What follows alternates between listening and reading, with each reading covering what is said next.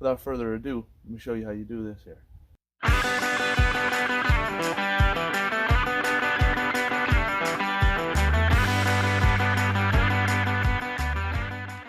Alright guys, well it's his cousin, her cousin, your cousin Vinny coming back at you. This is going to be a good video right here, but I'm going to warn you right now, there will be blood. I will be showing me killing the turkey. But remember, there's nothing wrong with what I'm doing. I'm just killing my own Thanksgiving bird. I mean, remember when you're sitting down for Thanksgiving and somebody presents the bird to the table? Somebody had to kill that bird too. I just know who did it, and it's going to be me. And without further ado, this is the how to butcher your turkey video. Stay tuned. Alright guys and girls, well, we have our contestant right here. What you want to do is you want to find this jugular vein. And usually people use a killing cone, which usually you put the whole body in and you slip it in and the bird can't really move. But since this is such a big turkey, I don't have a killing cone. So really what you want to do is you want to use a good knife too. I mean, you want your knife to be as sharp as possible, because remember, this is a bird that you raised and you want to be, you know, as quick as possible with it. So what you want to do is you want to find this jugular veins right here and this esophagus, and you're going to make a swift cut. Now I obviously can't use my arm that well, so I had to make sure that my knife is very sharp, right? So this is how this goes right here.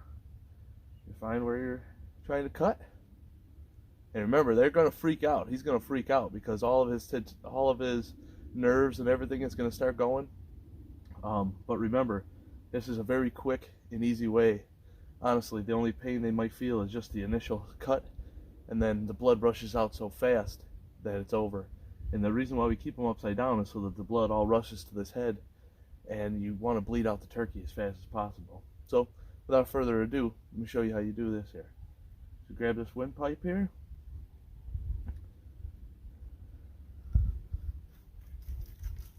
and that's it. Let them bleed out.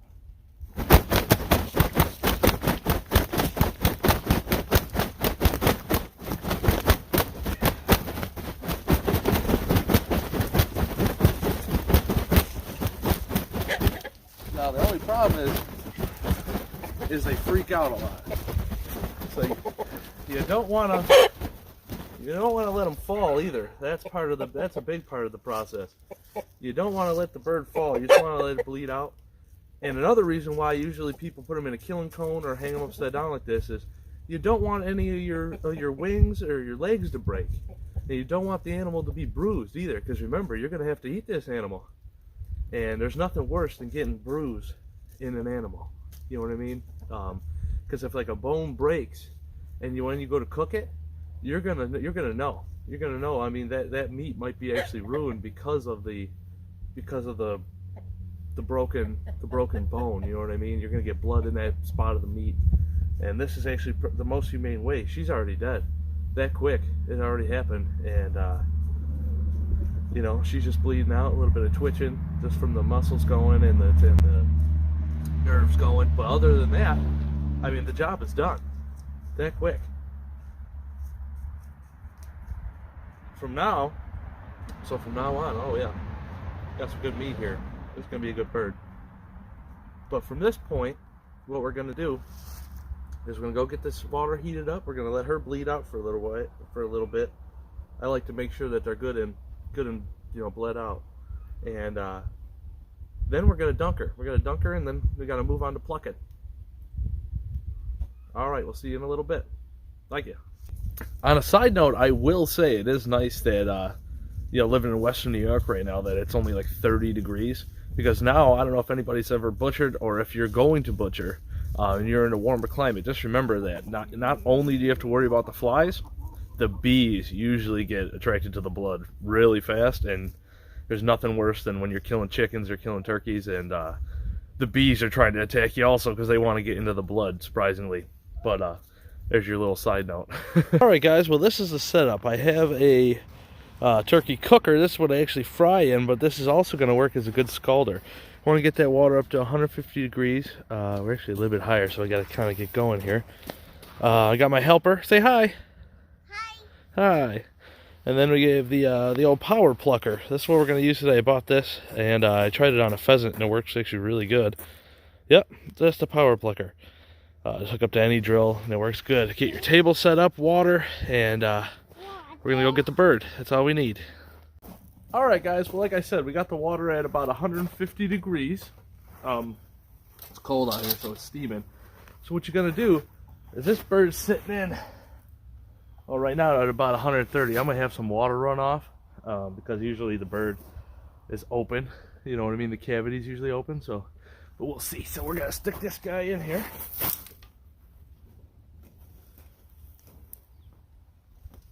Hopefully it'll fit. There we go. And what you want to do is you want to get it in there and get these tail feathers and make sure that these wing feathers are all getting good and wet. So what you want to see is you want to see these feathers just be able to pull right off, right? So that's what you're doing. We're loosening up the feather. That's a good scalder right here.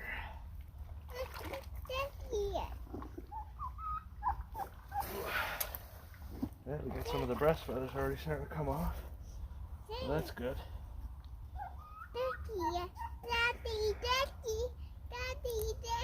Yeah, the turkey. It's getting, that's how we do it. We scald it, buddy. And this is how we make sure that we can get all these feathers off. Yeah. You want to make sure that you get it all dumped in real good. And that's the process right there. Make sure that it's getting all nice and wet. Usually takes about maybe 90 seconds or so. Maybe a little bit more, depending. See, these tail feathers are starting to come off real nice. Needs a little bit more time though, because these wing feathers ain't coming off so easy yet. But really what you want to see is everything just start to pull right off. All these feathers will start to come off kind of like that. Wet.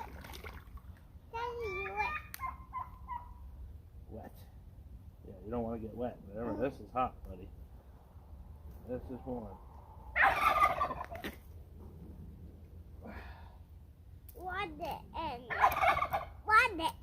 All right. Yeah, water in it. Yep. See it?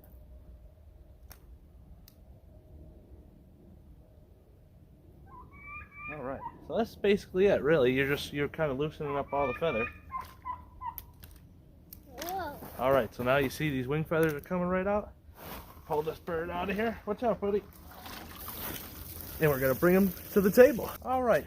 So now that we have our bird out of the plucker, or out of the scalder, we're gonna use this plucker and see how it works.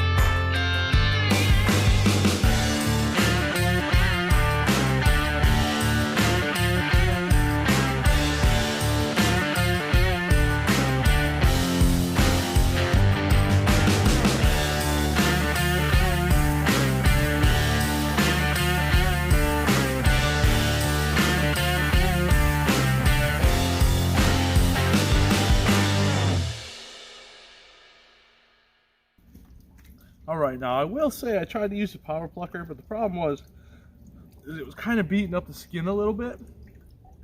And when you're putting it in the deep fryer, you want that skin. I mean, that's where all your flavor is. And I don't know if you can see in here, but how yellow this bird actually is in here. I don't know if you can tell, but this is a corn-fed bird right here. This thing is going to be delicious. And then now we're going to move on to removing the crop and then gutting the bird. Stay tuned. Okay, so now we're in the front of the bird here. We're in the front of the bird, and here's where the crop is. So what we want to do is make an incision. And I don't know if she ate at all yesterday. I tried to keep her away from the food. That's another thing to remember is when you're doing it, you want to make sure that they're not really fed, or else you're going to be fighting with that. All right, here's this crop. So you can pull out. It's kind of like a little bag. What you want to do is actually open it up a little bit. You can see you're going to find this windpipe, this esophagus. Take that, remove that, cut that in half, open it up, get this crop all separated. Yeah, it doesn't look like she has any food in here. That's good. That's at least one thing we don't got to worry about now. Okay, here's this crop. Remove that. Cut it loose at least. Okay. Here it is. Here's the crop. You can see that. Oh, let me burn it up a little bit. Here's the crop. Remove all that. And then this is how you get it loose. Get everything loose in there. And you could always remove it from the front if you wanted to. This is an empty one, so I guess I will. Or, if yours is full, usually what you would do is you'd grab it and you could always, put a twist tie around it or something like that. But this is going to go to the, go to the wildlife around here. Let's move on to the neck. So what we're going to do here is we're going to cut around the skin.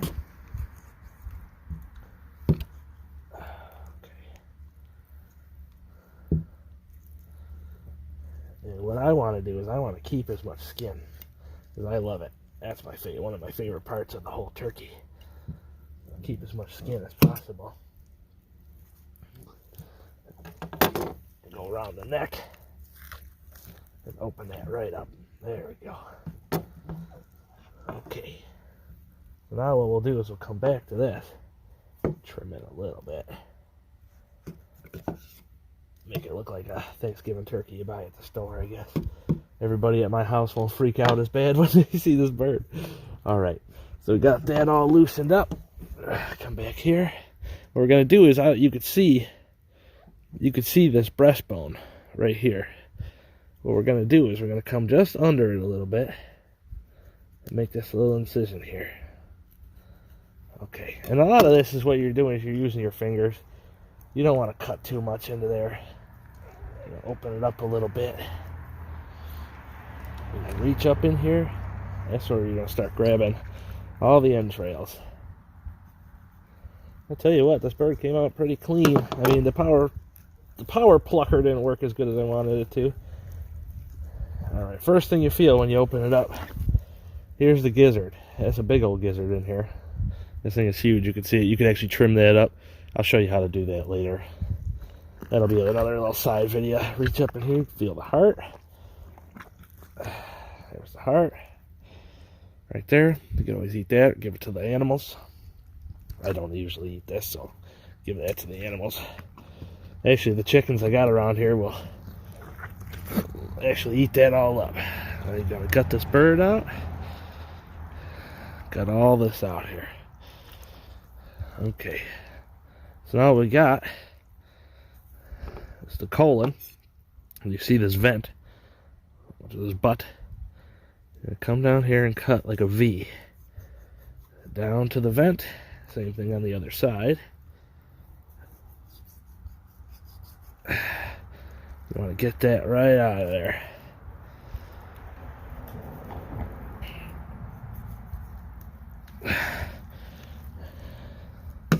Look at that. And that's all she wrote. Got all these entrails. I'll keep this gizzard here for you.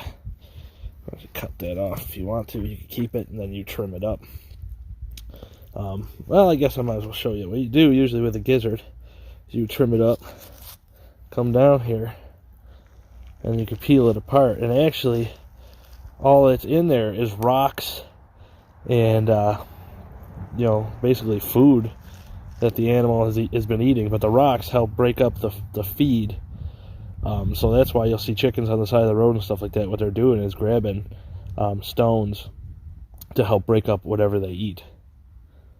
But, you know, I usually don't actually eat this. I don't care for the taste of them. I know some people love them, but I don't know anybody in my family who actually likes these gizzards. So what I do is I just end up giving them to my chickens and the local wildlife, you know, around my area. They sure do love it. You know, nothing goes to waste around here. So what you're going to do from this point is just make sure you got everything out of here.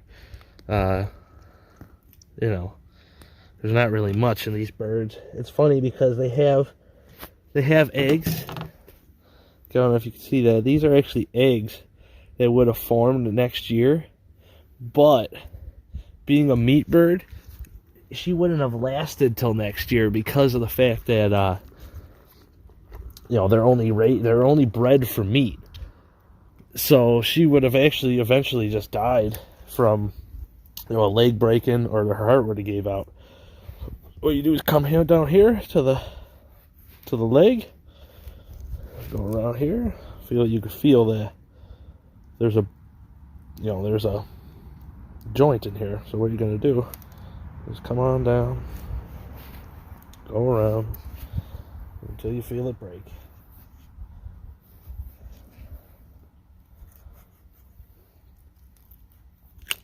Put a little bit of pressure on there. That's all you're doing. There's one. It's hard really doing it with an injury. I'm doing most of my work with my left hand when I'm used to doing it with my right hand. But that's okay. We get it done. Just all the same. Okay. These feet. Save them for my mom's dog. She wanted me to save the feet, so we'll do that. Alright, so now this is all good and clean here. So now let me get the hose, wash it out.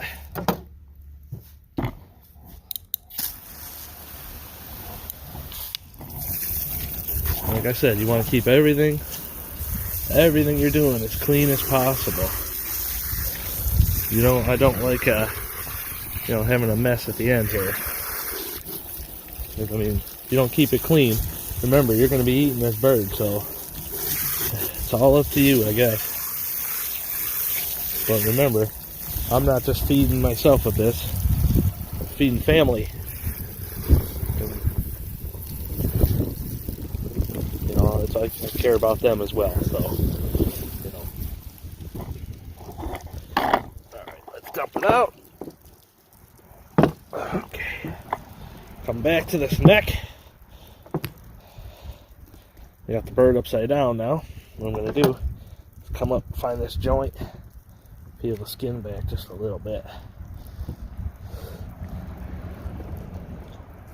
I knew some old timers that used to like to take the neck and eat it, but I might eat this one. Come up here and you can feel the bone up in here. Where it's the neck bone. Come up, come around, clean it up a little bit. Don't want to cut into your breast meat, obviously. This is the back of the bird, but you can still cut into there. But basically what you're doing is just cleaning it up, you know, removing it. You can see the hole that goes all the way through the bird into the other side. And this is what we're just removing here. And that's how I do it. Keep it real clean. Everything clean, remember. Okay. That's it right there. That's the neck. The old head. I'll save that for later. Or you could remove the head. Take this old head, give that to the, got some neck meat right here, and then look at that. Here's our bird. Again, let me clean it off again. There's nothing worse. Let me move the camera for you here. Okay.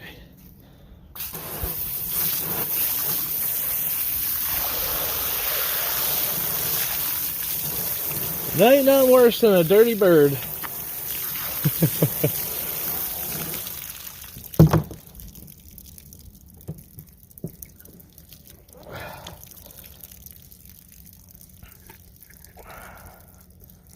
You know, get some more of this caca out of here. Just, you know, nonsense that you don't really eat. Really, it doesn't matter because this bird's gonna get deep fried anyway. So, and that's it. That right here, folks, is a done turkey.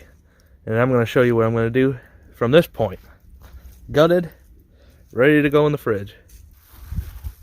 Alright guys, well like I said before, you want to keep everything nice and clean. So I washed off the table. Now I'm going to clean off the bird, kind of pat it dry a little bit. Clean off the inside. You want to dry it up a little bit. You don't want it to be too moist in there. You know, especially if you're going in the deep fryer. You know, you see these guys put them in and the turkey explode, or the, you know, the you know, the thing over boils and starts your house on fire. The problem with that is moisture in the bird. You don't want that to happen. Now we're gonna wash up the table again, dry everything up. That's a big thing for me. Is always want to be clean. Because at the end of the day, like I said, you're eating this bird. This is what you're eating right here. There ain't nothing, you know, ain't nothing protecting you besides you. And remember that. And it's not that hard of a job, honestly. All right, so what I do now is I got a nice little roaster bag. Just put them in the roaster bag. Slip this over here.